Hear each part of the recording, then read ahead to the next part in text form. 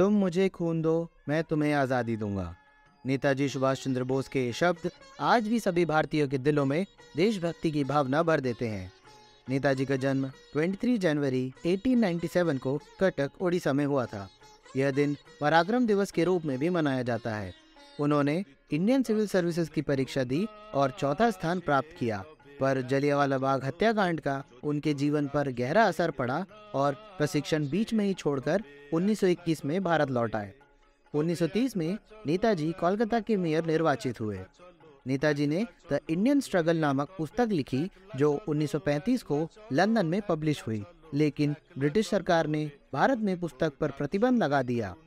नेताजी अंग्रेजों को भारत छोड़ने के लिए 6 महीने का प्रस्ताव लेके आए, जिसका विरोध हुआ तो नेताजी ने इंडियन नेशनल कांग्रेस के अध्यक्ष पद से इस्तीफा दे दिया और एक समूह बनाया जिसे फॉरवर्ड ब्लॉक कहा गया। नेताजी ने विश्व युद्ध में भारत को शामिल किए जाने पर जन आंदोलन शुरू किया। ब्रिटिश सरकार ने नेताजी के पीछे जासूस लगा दिए, पर नेताजी चुप रहने वालों में से तो नहीं थे।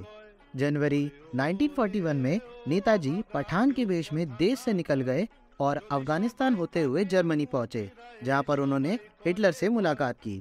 जनवरी 1942 में उन्होंने बर्लिन से आज़ाद हिंद रेडियो से प्रसारण किया, जिसका भारत में बहुत शानदार स्वागत हुआ।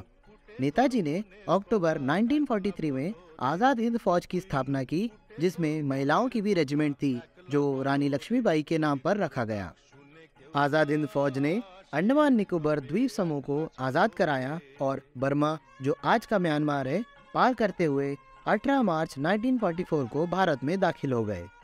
दूसरे विश्व युद्ध में जापान और जर्मनी की पराजय के बाद भी नेताजी पीछे नहीं हटे और सोवियत यूनियन से समर्थन लेने गए, लेकिन 18 अगस्त 1945 को खबर आई कि ताइवान में विमान दुर्घटना में उनका निधन हो गया।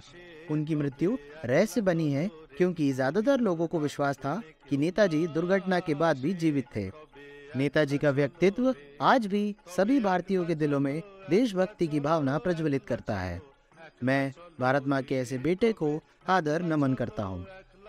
ऐसे ही अधिक वीडियोस के लिए हमें फॉलो करें।